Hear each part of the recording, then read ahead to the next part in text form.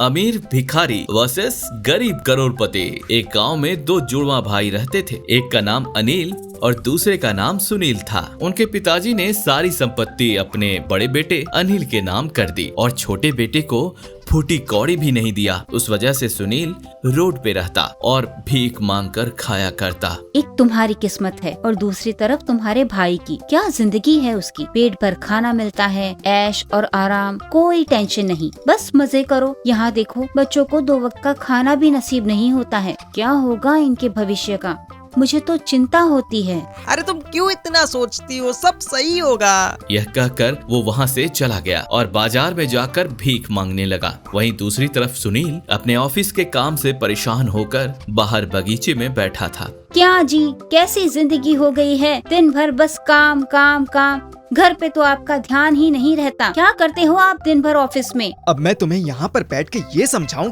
कि मैं ऑफिस में क्या क्या करता हूँ? कहीं तो शांति से रहने दिया करो मुझे। ऐसा कहकर वो दोनों आपस में लड़ने लग गए और थोड़ी देर बाद अनिल वहाँ से निकलकर बाजार चला गया। वहाँ उसने देखा कि सुनील बैठकर भीख मांग रहा है। उसने सुनील से कहा, तुम्हारी जिंदगी में कितनी शांति है ना, न कमाने का टेंशन, न कोई चिंता। सुबह से जो मांगा वो खाया और आराम से सो गए। क्यों मेरा मजाक उड़ा रहे हो? आज ही देखो, सुबह से 1 रुपया किसी ने नहीं दिया और तुम कह रहे हो कि शांति की जिंदगी। मेरी जगह आओ तब समझ आएगा। ओह अच्छा ऐसा है तो आओ फिर, मुझे कोई तकलीफ नहीं है।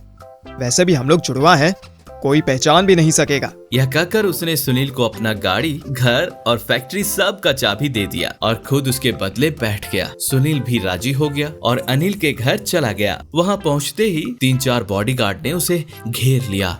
यह सब देखने के बाद सुनील मन ही मन सोचने लगा, एक आदमी के लिए इतना फैसिलिटी, क्या जिंदगी है अमीरों की। वो सब तो ठीक है, पहले मेरे लिए अच्छा सा खाना बनवा कर लाओ, मुझे बहुत भूख लगी है। वो पेट भर खाना खाकर आराम से सो गया। वहीं दूसरी तरफ अनिल भीख मांग रहा था। तभी एक बहुत बड़ा सेठ आया और उसको 2000 रुपए का नोट देकर चला गया। यह देखकर अनिल बहुत खुश हुआ। उसी से खाने के लिए उसने कुछ ले लिया और अपने घर चला गया। जब वो घर पहुंचा तो सुनील के बच्चे उसके पास पापा पापा कहकर दौड़ गए। यह सब देखकर अनिल को बहुत अच्छा लगा। वो बाहर लगी एक चौपाई पर आराम से लेट गया। अगले दिन सुनील की बीवी उसे सुबह सुबह उठा देती है और कहती है, जल्दी से उठ जाइए, इतनी देर तक मत सोइए, नहीं तो आज 1 रुपया भी नहीं मिलेगा। अनिल जैसे तैसे करके उठ गया और भीख मांगने बाजार चल दिया। तभी रास्ते में उसे एक कुत्ते ने दौड़ा दिया। वो अपनी जान बचाकर भागा और भागते भागते एक नाली में जा गिरा और उसका पूरा मुंह काला हो गया। अब वो जहाँ भी जाता उसे सब भगा देते। पूरे दिन घूमने के बाद भी उसे 1 रुपया भी ना मिला। उस रात अनिल के घर में खाने के लिए एक दाना भी नहीं था, इसलिए वो वैसे ही सोने चला गया। लेकिन भूख के कारण उसे नींद भी नहीं लगी और वो पूरी रात जागता रहा। उधर अनिल दिन भर काम कर करके थक गया और जैसे ही आराम करने आया तभी उसका मैनेजर आ गया। सर जल्दी चलिए प्लीज, सर बहुत ही अर्जेंट मीटिंग आ गई है, अगर नहीं किया तो बहुत बड़ा टेंडर हाथ से चला जाएगा।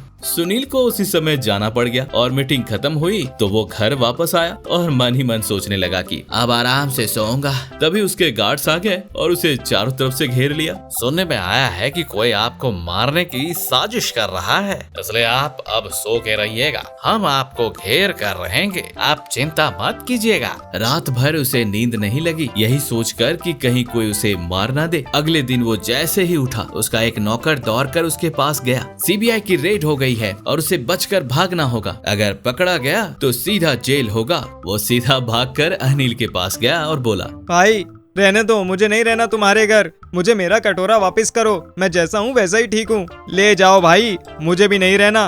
पिछले 3 दिन से खाने को एक दाना नहीं मिला है, ऊपर से घर वाले अलग परेशान कर रहे हैं। ऐसा कहकर वो दोनों वापस से अपनी अपनी जगह चले गए और पहले जैसी जिंदगी जीने लग गए। ऐसे ही मजेदार कहानियाँ सुनने के लिए हमारे चैनल को जरूर सब्सक्राइब करें।